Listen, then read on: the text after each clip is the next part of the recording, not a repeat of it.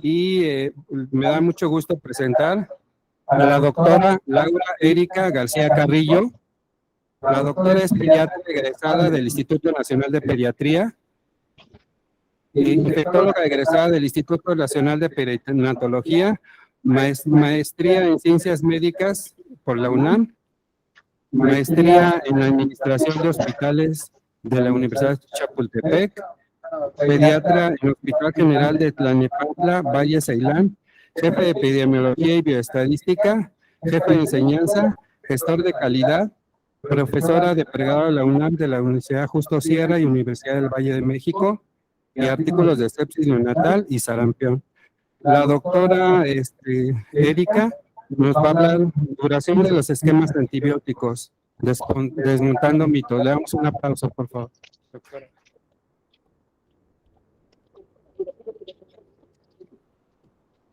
Buenos días. Agradezco la invitación de la doctora Bienvenida Escobar y para mí es un honor estar con ustedes y compartir los conocimientos. Ese fue el currículum académico, pero el más difícil es el de ser mamá y aparte de ser mamá, lo más difícil es convencer a todas las personas de hacer lo que a uno le gusta y le apasiona y eso es el uso correcto de los antimicrobianos. Y el tema es desmontar mitos porque tenemos muchas herramientas para el uso adecuado, pero también en las instituciones de salud tenemos también muchas limitaciones y tenemos que aprender a trabajar con eso, aplicar el conocimiento científico, pero también adaptarnos a muchas otras cosas que no podemos prever. Y bueno, ¿cuál va a ser el desarrollo de la plática? El desarrollo de la plática va a ser principalmente conocer los antecedentes. ¿Por qué la importancia de saber por qué sí o por qué no? Ya que llamamos un esquema de tratamiento corto y aquí llamamos un esquema de tratamiento largo. También es reconocer cuáles son las principales enfermedades en las que usamos los antibióticos. Hay quienes dicen que el mejor uso de los antibióticos es el que no nos, pero hay que saber cuándo, en qué momento y hacer un análisis completo del por qué. Finalmente determinaremos cuáles son la duración del esquema, si es corto o largo, y cuáles son los casos específicos en los cuales lo haremos. Y finalmente vamos a terminar con nuestras conclusiones. El panorama mundial no solo de los antibióticos, que también es algo muy importante para que tomemos una pauta, es que el panorama mundial en general de todos los medicamentos es que más del 50% de los medicamentos que se prescriben no se realiza adecuadamente. Esto es de los medicamentos en general. Entonces, imagínense con respecto a los antibióticos. La otra cosa muy importante es que 1/3 de la población consume cualquier tipo de medicamentos y en eso va incluido los antibióticos, no solamente los suplementos. Y además, también es importante conocer que aunque no tengamos la prescripción de antibióticos, podemos someternos a la exposición de estar en contacto con antibióticos por otros medios. Ya todos conocemos actualmente el concepto de una sola salud y el concepto de que no en todos los países ni en todas las ciudades de nuestro país se hace el destino final de los medicamentos de manera apropiada. Y es importante saber que además tenemos el problema de que el 50% de la población a la que se le prescriben medicamentos no se los toma de manera correcta, por varias razones. Puede ser porque el paciente tenga problemas de comprensión, porque existan errores en las instrucciones, o porque no les tratamos adecuadamente a los pacientes. Entonces, hay muchas variables que no son completamente estudiadas en cuanto a la administración de los medicamentos, y pues esto es aún más de los antibióticos.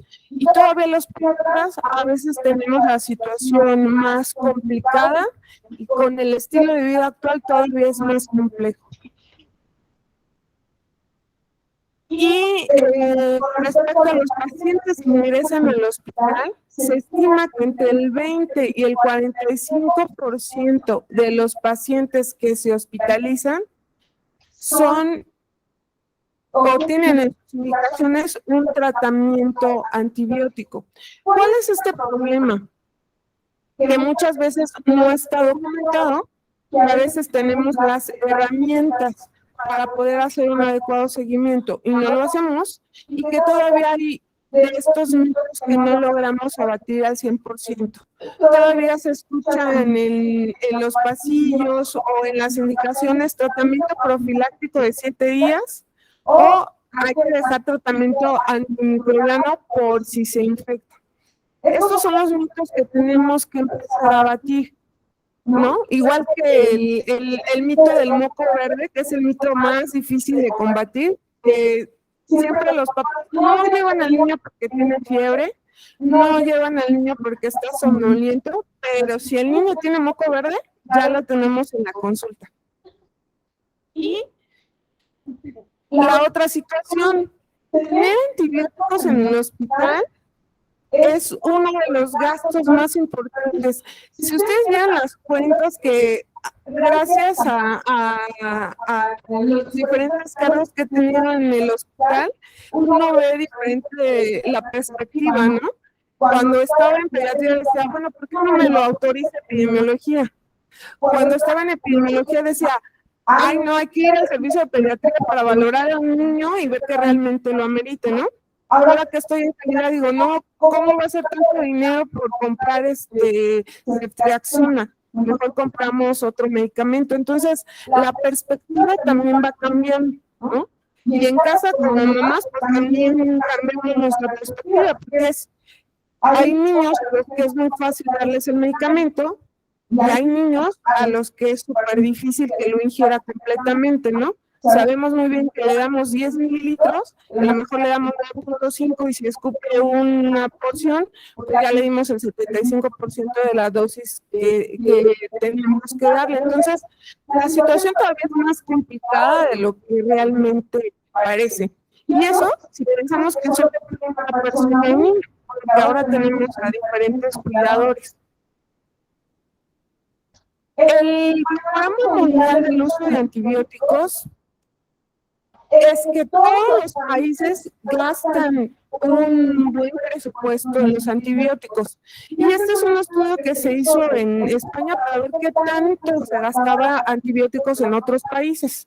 Lo interesante es que en este estudio se incluyeron pacientes desde 0 a 18 años.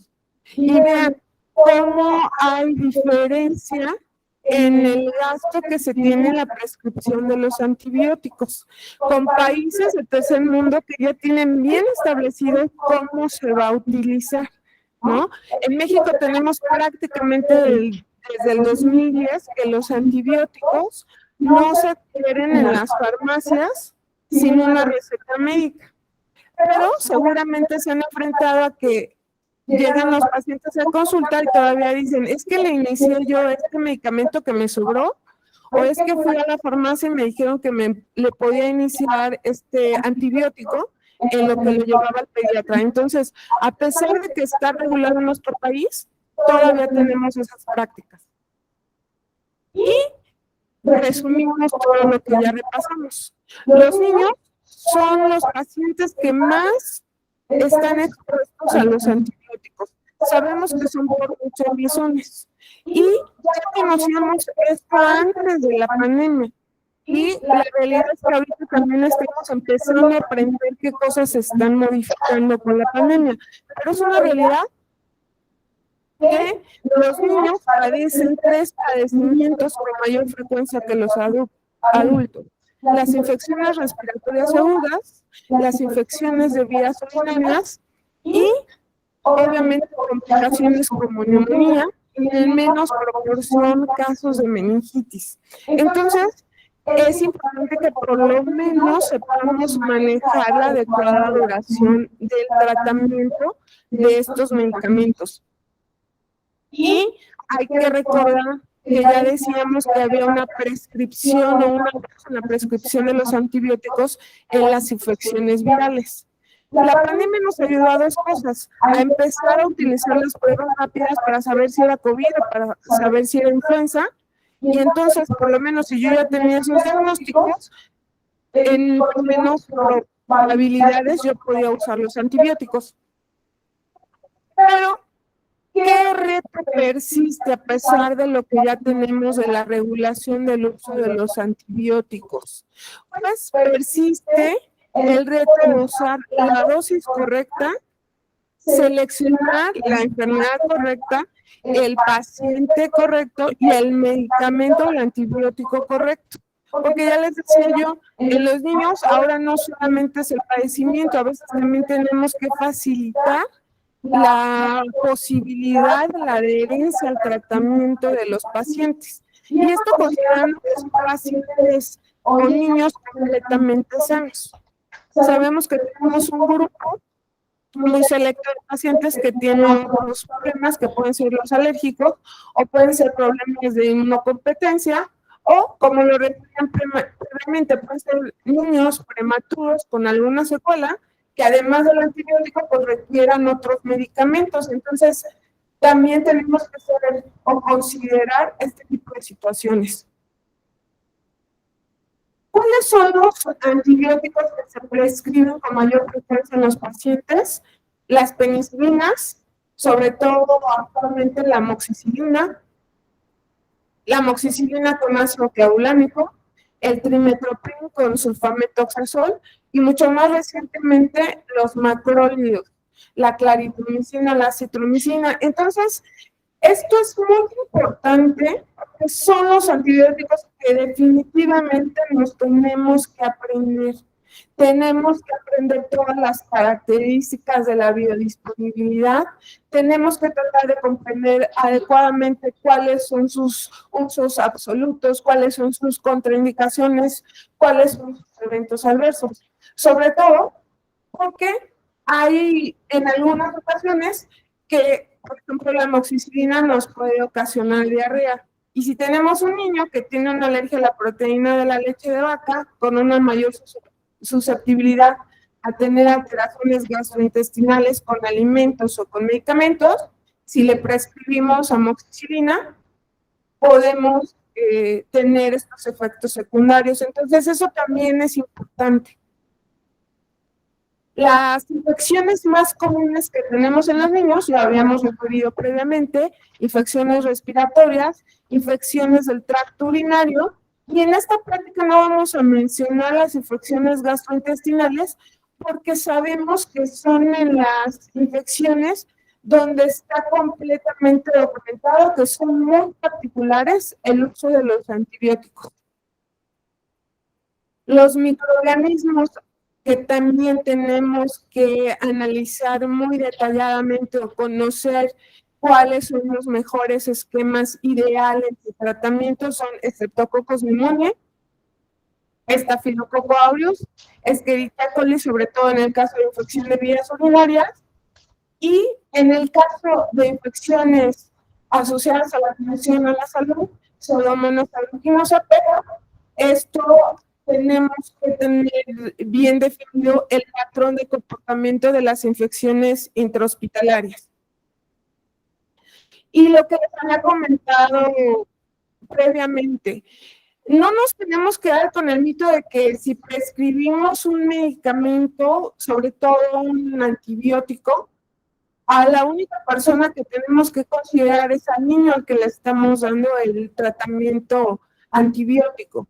Tenemos que recordar que si no lo indicamos adecuadamente, este medicamento nos puede contaminar el medio ambiente. Si no tenemos un adecuado uso de los antibióticos, estos terminan tanto en el manto acuífero, terminan también absorbiéndose en la tierra y contaminando la flora, y el uso inadecuado en los animales, pues también lleva a cabo que los animales estén expuestos, y nosotros al consumir tanto pescado y sobre todo pollo, carne de res, también estamos siendo expuestos a los antibióticos. Entonces, cuando prescribamos un tratamiento antibiótico, debe ser pensando en toda esta situación. Es un mito que si prescribimos un antibiótico, a la única persona que vamos a afectar va a ser al paciente o beneficiar. Y este es el panorama que tenemos con respecto a las resistencias. Es un panorama donde las resistencias a los antibióticos se han incrementado de manera acelerada. Se estima que debido a los antibióticos multidrogoresistentes se gasta mucho dinero en países desarrollados. En países en vías de desarrollo todavía esto repercute más, porque el dinero que gastamos de manera innecesaria en bacterias multiresistentes es dinero que podríamos emplear para programas preventivos o para mejorar la salud de más personas.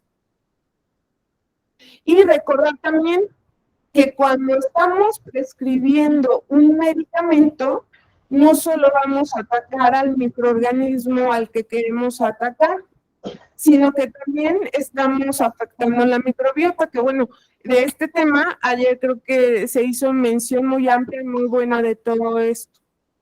Y aquí tenemos una tabla que es impresionante, cómo los antibióticos pueden afectar de diferente manera todos los sistemas de prevención de nuestro sistema inmunológico. Entonces, esto también es muy interesante. Ya en el COVID, en la enfermedad por COVID-19, se estuvieron utilizando algunos medicamentos pensando que podían actuar de otra manera. Entonces, también tenemos que tomar eso en cuenta, que los antibióticos no solamente van a atacar al microorganismo, sino van a afectar de una u otra manera.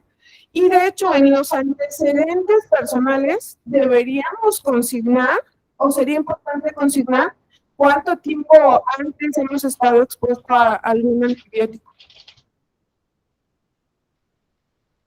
¿Y por qué el énfasis de usar adecuadamente los antibióticos? Por lo acelerado que tenemos de las resistencias. Desde el 2011 prácticamente la Organización Mundial de la Salud ha lanzado a que hagamos cosas que nos permitan tomar mejores decisiones con respecto al uso de los antimicrobianos. Y esto es en los hospitales, pero sobre todo también a los médicos que nos dedicamos a la práctica de la consulta privada, o a los niños que tienen consulta ambulatoria. ¿Y por qué es importante la optimización de los antimicrobianos? Por lo que ya decíamos, el uso de antimicrobianos nos afecta a todos. El tener bacterias multidrogoresistentes, pandrogoresistentes en las instituciones o en la comunidad hace que sea cada vez más difícil tomar decisiones terapéuticas.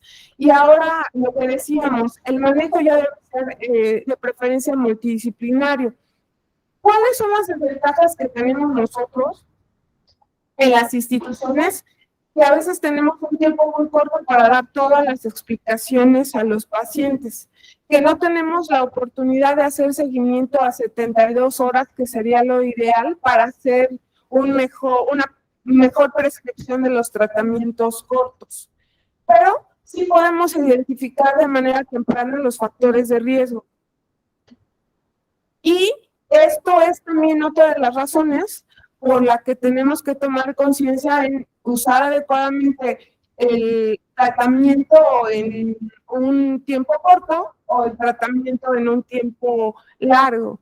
Sabemos que cada vez las bacterias han desarrollado aceleradamente las resistencias, pero si vemos la gráfica de barras, el desarrollo de los antimicrobianos ha descendido de manera muy importante, y debería ser al revés.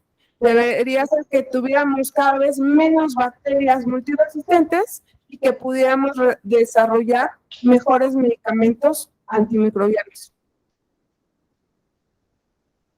¿Cuáles serían las metas a lograr con estas herramientas que tenemos de un tratamiento corto a un tratamiento largo? Lo primero es disminuir la prescripción, hacer mayor conciencia de cuándo realmente está indicado prescribir un tratamiento. La segunda es tratar de disminuir al mínimo el tratamiento antimicrobiano. Disminuir el uso de macrólidos. ¿Por qué disminuir el uso de macrólidos? Estos son los objetivos de estrategias para uso racional de antibióticos en España. En España, igual en otros países, se ha incrementado el reporte de la resistencia a los macrólidos. Entonces, usarlos solamente cuando se requieren. Disminuir el tratamiento en infecciones de vías urinarias que no son corroboradas. A veces cuando no encontramos datos clínicos de una faringitis, de ningún otro foco infeccioso, catalogamos a los niños como una infección de vías urinarias y se les prescribe tratamiento. Pero cuando el niño acude a una revisión con un segundo médico, le preguntamos si en esa infección de vías urinarias se le hizo algún examen general de orina o si tiene un orocultivo, y la respuesta es no. Entonces, deberíamos empezar a usar mejor estas herramientas en la medida de lo posible. Y también es importante evaluar bien a los niños que tienen problemas de bronquitis crónica para decidir que no en todos los pacientes está indicado el tratamiento de los antibióticos. Ahora, ¿realmente es posible acortar el tratamiento? Encontré un artículo donde dice que curiosamente usamos la periodicidad o la duración del tratamiento en múltiplos de 7, porque son los 7 días que conforman la semana y que por eso empezaron 7, 14, 28. Pero que si buscamos un fundamento completamente científico de esto, no lo podíamos encontrar. Y esto empezó desde Constantino, entonces imagínense cuántos años tenemos haciendo lo mismo y no lo hemos modificado. Los tratamientos cortos, ¿en qué se basan? En que realmente tenemos eficacia de la mayor parte de los antibióticos en 72 y máximo 96 horas. Entonces, para la posibilidad de multiplicación de las bacterias, para este momento ya lo podríamos controlar. Ahora, ¿cuáles son los tratamientos cortos que se han estudiado? Sobre todo los tratamientos para infecciones de vías aéreas superiores, sabemos que la principal indicación para dar tratamiento antibiótico es la faringitis por estreptococo del grupo B. Ahora, si buscamos las opciones de tratamiento, pues sabemos que tenemos la penicilina G-benzatínica, la amoxicilina y la citromicina. Hay autores que dicen que en realidad dar o no tratamiento antimicrobiano no nos va a modificar el cuadro clínico, pero nos va a ayudar a controlar las complicaciones de tipo crónico. En la revisión de Cochrane dice que se comparó el tratamiento corto de 3 a 6 días con el tratamiento de 10 días y que realmente no hubo diferencia. Esta revisión está desde el 2012, entonces ya llevamos más de 10 años y no hemos tenido modificación en la conducta de tratamiento. Y todavía, si nosotros revisamos las recetas, la mayor parte de los médicos en muchas instituciones no prescribimos los antibióticos por 10 días como lo marcan las guías de práctica clínica, sino por 7 días. Y aquí algo también importante. En otros países esto está mejor documentado porque a los niños con sospecha de una faringitis estreptocóxica se les hace la prueba de detección rápida del antígeno para estreptococos, porque sabemos que podemos tener otras infecciones que pueden simular estos datos clínicos. Entonces, ¿cómo puedo decidir yo si es un tratamiento corto o un tratamiento largo? Pues lo más importante es tener la posibilidad de confirmar el diagnóstico. Si no tenemos, como la mayor parte de los casos, una prueba rápida para detección de antígeno estreptocóxico, entonces nos tenemos que basar en los criterios de Maquisac. Y aquí, ¿cuál sería la pauta para tener un tratamiento corto? Mantener en vigilancia al paciente. Aquí tenemos igual dos corrientes del seguimiento pediátrico. Hay médicos que definitivamente decimos, no me mande WhatsApp, tiene una consulta de revisión. Y hay médicos que decimos, bueno, el darle un seguimiento a las 72 horas o 4 días a mi paciente me beneficia en que yo le voy a poder decir que el tratamiento fue eficaz y que podemos dejar un tratamiento corto. Y la otra cosa muy importante, antes de decidir que tenga una falla terapéutica, que decida yo, bueno, este niño sí le voy a dar antibiótico porque tiene moco verde, tengo que dar las indicaciones adecuadas. Verificar que la mamá, el cuidador, la guardería o quien le está administrando el medicamento, se lo está administrando de manera correcta. Incluso cómo lo está conservando, si es una suspensión, si lo está quitando adecuadamente antes de prescribirlo, si se lo está dando adecuadamente antes o después de los alimentos. Entonces, todas esas son consideraciones que tenemos que verificar. En la otitis media aguda, sabemos que igual no en todos los pacientes está indicado el tratamiento antibiótico. Entonces, también es una pauta importante. No en todas las otitis tenemos que dar tratamiento antibiótico. Y esto es muy importante, sobre todo para los niños alérgicos. Si controlamos mejor sus molestias rinosinusales, vamos a controlar mejor el dolor y no vamos a necesitar darle un tratamiento antibiótico. Entonces, vean que dentro de las herramientas no solamente es la dosis adecuada, sino el manejo integral de la patología subyacente del paciente para que logremos una mejoría de todos los síntomas. Y el tratamiento habitual, pues sabemos que también es amoxicilina. En infección de vías urinarias, en una revisión que se hizo en adolescentes, se menciona que el tratamiento de 3 días es adecuado en el adolescente. ¿Cuáles son las ventajas de tratar a un adolescente? Pues en primera, sigue mejor las indicaciones, podemos darle un seguimiento adecuado a sintomatología con un interrogatorio directo, pero a los niños de 5 a 12 años se menciona que el tratamiento corto puede ser desde 5 días y en un tratamiento con complicaciones puede ser de 10 a 14 días. Sin embargo, va a ser importante tener las herramientas que les había comentado, sobre todo un objetivo, y en las instituciones donde no podamos tener un cultivo, por lo menos un examen general de orina que nos garantice que ese niño realmente tiene una infección de vías urinarias. En las infecciones no complicadas, cuando monitoreamos adecuadamente al niño, el tratamiento lo podemos seguir sin problema de 7 días. Y en las infecciones como pielonefritis, idealmente tratamientos largos. Estos son los medicamentos que nos marcan las guías de práctica clínica, que esto es algo también importante. Por una parte, se nos solicita que no prescribamos antibióticos de una manera inapropiada, pero por otra parte también tenemos que basarnos en las guías de práctica clínica.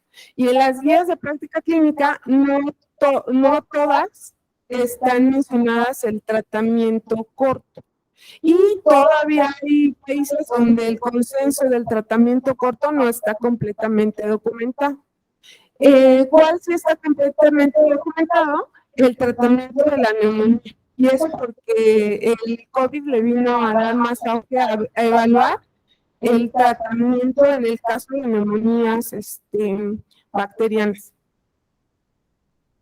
Y vean, ¿no? El tratamiento corto, sobre todo en neumonía, ha sido mucho más estudiado que para una faringitis estreptocóxica. Y lo que ya decíamos también, en neumonía se dice, y hay mucha evidencia en artículos, que el tratamiento corto es eficaz, pero las guías de práctica clínica todavía nos dicen tratamientos prolongados.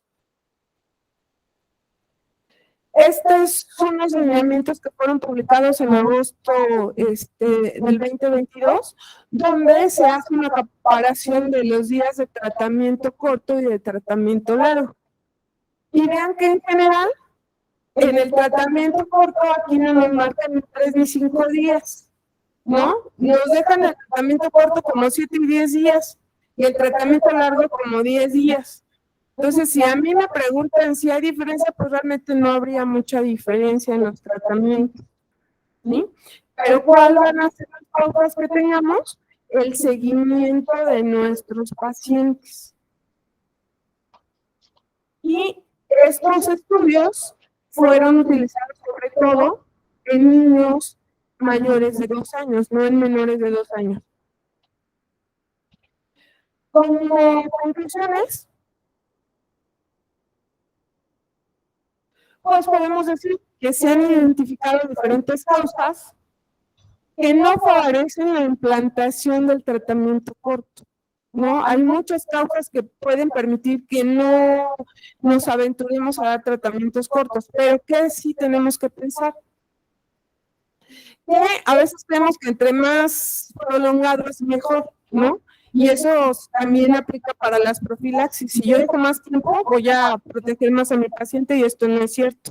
Sobre todo en hospitales, mientras más dejo el tratamiento, más probabilidades de seleccionar bacterias multiresistentes tengo. Lo otro es que nos falta mejorar la formación del uso adecuado de los antibióticos y nos falta también tener las herramientas para decidir o no. Gastaríamos menos en las pruebas rápidas para estreptococo que en los antibióticos que se prescriben en infecciones o faringitis estreptocóxicas. Y el desconocimiento de los pacientes. Los pacientes a veces piensan que antibióticos siempre va a ser sinónimo de mejor y que moco verde es igual a antibiótico. El uso de antibióticos en pediatría está sobreutilizado, pero tenemos que aprender a trabajar y a vivir con ello. Y empezar a tener mejores herramientas de difundir adecuado conocimiento para el uso adecuado de los antibióticos. Y por obviedad de tiempo y para dejar tiempo para preguntas, voy a terminar con esta diapositiva que dice que los antibióticos nos han cambiado la vida humana y han salvado muchas vidas, pero es una realidad que en este momento tenemos que analizar adecuadamente porque a muchos niños realmente no les hacen falta. Muchas gracias.